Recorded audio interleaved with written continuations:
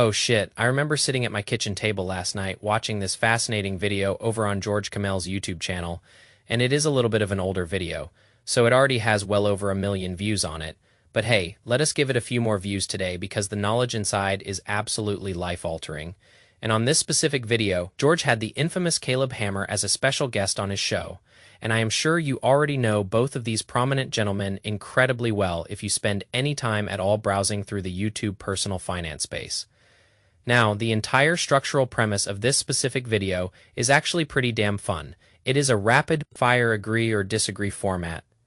They basically go back and forth across the table, aggressively challenging each other's unique financial perspectives, and kind of pressure testing different real-world economic situations. Because the raw truth is that when it comes to personal finance, there really isn't one single universally right answer for every single human being on the planet. Sometimes you completely agree with a strategy, sometimes you violently disagree, and sometimes the actual honest answer is, hey, it totally depends on the context. And toward the absolute end of their conversation, Caleb looks straight at George and poses this exact question. He says, do you agree or disagree that a 7% withdrawal rate is safe for a retiree? And if I could physically jump into the screen right there for a second, I would be the loud person standing in the very back of the room raising my hand high and saying, sometimes, it completely depends on your exact scenario.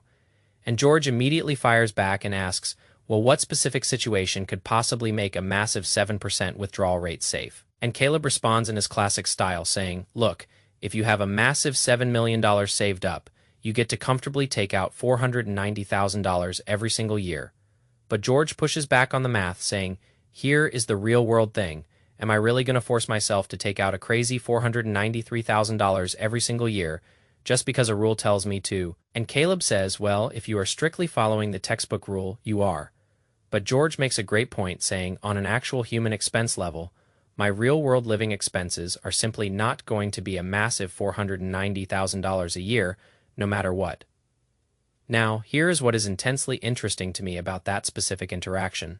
If you scroll down into the wild comment section of that video, the exact moment those guys mention a 7% safe withdrawal rate, people completely lose their minds. Man, the comment section turns into an absolute war zone. And honestly, I fully get it. I get it because this core mathematical idea of a safe withdrawal rate is easily one of the most talked about, debated concepts in the entire realm of retirement planning. But the tragedy is that it is also simultaneously one of the most heavily misunderstood, misapplied, and honestly oversimplified concepts in the entire financial world. And this is the exact reason why I absolutely love talking about it on this channel, because ultimately, this isn't just about boring math formulas. This is truly about how real human beings end up living their actual lives in retirement. Peace here is what I deeply care about at the end of the day. I want you to go into your retirement years and feel completely confident and free about how you spend the wealth you have worked an entire lifetime to actively build. On the one hand, I obviously do not want you going out and spending your money so aggressively and recklessly that you completely run out of cash in your 70s or 80s. But on the flip side, I also do not want you restricting your lifestyle so severely that you don't end up actually enjoying your retirement or living your life to the absolute fullest. In my mind, both of those extreme scenarios represent an absolute failure of financial planning. First and foremost, to understand this clearly, we need to talk about where this rigid idea even comes from in the first place. This deep-seated cultural belief that you can only safely take a maximum of 4% from a portfolio and be safe from poverty. But often, how this rule is commonly understood by the public today is not at all how it was originally intended by the man who created it. The famous 4% rule comes directly from the pioneering academic research done by a financial planner named William Bengen back in the 1990s. And here is the massive critical key that everyone misses. Bengen's research was never meant to be representative of the average or the typical retirement outcome for investors. And it was absolutely never intended to be this holy commandment or rigid rule that every single retiree should strictly spend this exact amount. Instead, his simulation was designed to answer one very specific extreme question. What is the absolute highest possible withdrawal rate that would have never failed, even in the single worst possible historical retirement scenario we have ever seen in the data? That is it. That is the entire underlying premise of the 4% rule. That is precisely why, when the original research first came out, the baseline number was calculated around 4%. It was later revised slightly upward to about 4.5%. And these days, using expanded modern asset class data, it has been upped once again to about 4.7%. So this baseline range of 4% to 4.7% is really just the worst-case maximum security-safe rate for a total economic disaster. But here's the exciting part that most mainstream financial advisors completely refuse to talk about with their clients. William Bengen himself has explicitly stated on the record that the vast majority of real-world retirees could have easily and safely spent significantly more than 4% of their money. In fact, if you look at the historical numbers, roughly 9% plus of all historical 30-year retirement scenarios fully supported a much higher withdrawal rate, and the typical median real-world experience for investors was meaningfully higher than 4%. So what does that 4% number actually represent in reality? It represents one specific, incredibly unlucky person who retired into the absolute worst, most toxic market sequence in modern history. Think about the extremely unlucky cohort who retired in the late 1960s or the very early 1970s, right when the United States stock market crashed violently, when historic hyperinflation was raging through the economy and economic growth was completely stagnant. And in Bengen's simulation, this hypothetical retiree still stubbornly took their inflation, adjusted withdrawal every single year for 30 years straight without ever once adjusting their spending down. Absolutely no guardrails. No behavioral flexibility, just rigid blind withdrawals through the most brutal economic sequence we have ever witnessed. That extreme nightmare scenario is what 4% is built to protect you against. So when you hear generic internet gurus say you should just blindly take 4% out, that is not at all what the actual research concluded. What the research actually proved was that if you happen to retire into the single worst retirement start date in modern history, this is the rock-bottom baseline rate that would have allowed you to barely survive. That is a completely different statement, because we are not saying 4% is absolutely what you should spend. We are saying 4% is simply what successfully survived the absolute worst-case scenario ever recorded. This tells us that the 4% rule was really built around an extreme anomaly, not the typical retirement experience. But I do fully understand why everyday people anchor so incredibly heavily to that 4% number. Because one of the deepest, most primal fears we have as humans is running out of money and being broke in old age. So if 4% represents the absolute historic worst case scenario, what about everything else in between? What about the average person who didn't retire at the absolute worst possible minute in human history, but they also didn't retire at the absolute best bull market minute either? Let us zoom out together and look back at William Bengen's comprehensive research, looking at 30-year rolling retirement periods.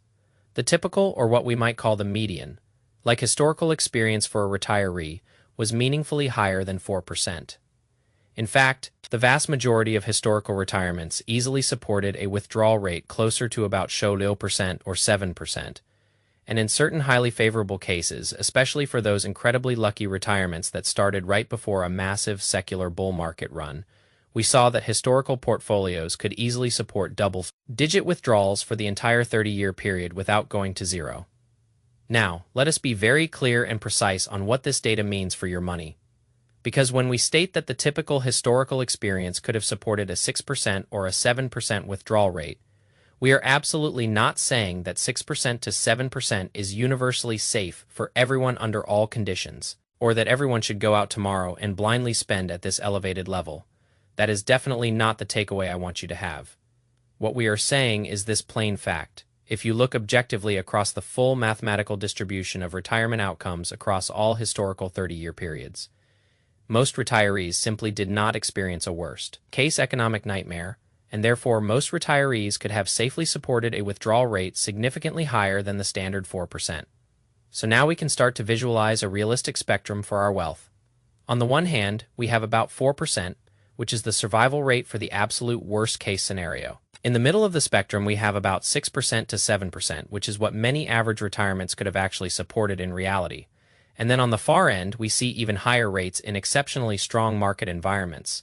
And this is exactly where things start to get intensely interesting for us, because now the real question becomes, where am I personally going to fall on that spectrum when I decide to clock out? Let us take a moment to really try to bring this abstract concept to life with some real data. It is one thing to talk about academic averages and statistical ranges on a chart, but it is an entirely different experience to truly see how dramatic the change can be based solely on the year you retire. Let us go way back in the data. Because there were a few clustered time periods in history that were just exceptionally, blindingly strong for investors. Periods like 1922 to 1950, 1920, 3 to 1953, or 1920, 4 to 1954. These are the elite historical cohorts of wealth. Sustainable safe withdrawal rates for retirees during these specific windows would have ranged from an incredible 9% all the way up to 11%. So why did this work so beautifully? Simple, because the portfolios caught massive explosive growth in the very early years of the retirement. This early growth built up a massive financial cushion, a psychological buffer which easily allowed the portfolio to absorb any later economic downturns or recessions down the road. Now, let us look at a really solid middle-of-the-road example that looks a lot more like a typical lifetime. Let us say somebody retired in the year 1995, and their 30-year retirement timeline ran all the way through the year split 2020. In this scenario, the investor experienced huge explosive gains early on in the late 1990s tech boom.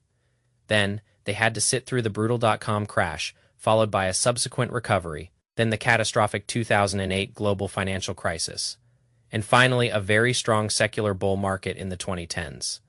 The sustainable safe withdrawal rate on that specific portfolio would have clocked in right around 6% to 7%. This definitely wasn't a perfect timing situation by any means, and this specific retiree did experience major booms and terrifying market crashes along the way. But this is highly representative of a typical, normal retirement journey, and this portfolio could have easily supported withdrawals that were far and away above the restrictive 4% rule. Now, let us look at an even stronger historical scenario, the retirement period starting in 1982 and running through the year 2012. This specific window marked the absolute starting point of one of the single greatest, most legendary secular bull runs in stock market history. Retirees during this time benefited from decades of consistently falling interest rates and incredibly strong equity returns year after year. The sustainable safe withdrawal rate on this specific portfolio would have been a massive 8% to 9%. This is the lucky retiree who probably looks back today and says, "Man, I honestly don't understand why everyone thinks retirement planning is so incredibly hard." Because for them, the macro market did all the heavy lifting early on, and they simply retired into a wonderful, golden macroeconomic situation. Let us look one more great historical period going from 1975 through the year 2005. This specific retiree entered the market right after a major bloody market crash had already occurred, meaning stock valuations were incredibly cheap. And then they rode a massive, historic bull market through the entirety of the 1980s and 1990s. The sustainable safe withdrawal rate on this portfolio would have been in the comfortable range of about 7% to 8%. This investor would have been able to pull a full 7% from their portfolio on day one, adjust that dollar amount every single year for inflation, and still not run out of money for 30 years straight. Now, let us pause right here and do a mind-bending mental experiment. Let us take that exact same timeline and shift it backward by just 2 tiny years. This is where things get absolutely wild, and it shows you the brutal reality of the financial system. Let us say we have the exact same retiree, and they had a rock-solid $1 million portfolio saved up. But rather than retiring in the wonderful year of 1975, they decided to retire 2 years earlier with their $1 million portfolio in the year 1973. Now, I fully understand from an economist's perspective that $1 million in 1973 would not be the exact same purchasing power as $1 million in 1975. These are not perfect apples to apples comparisons because the market would have fluctuated wildly during those 2 years. But for simplicity's sake in this illustration, we are going to say that at both starting points, the investor has $1 million portfolio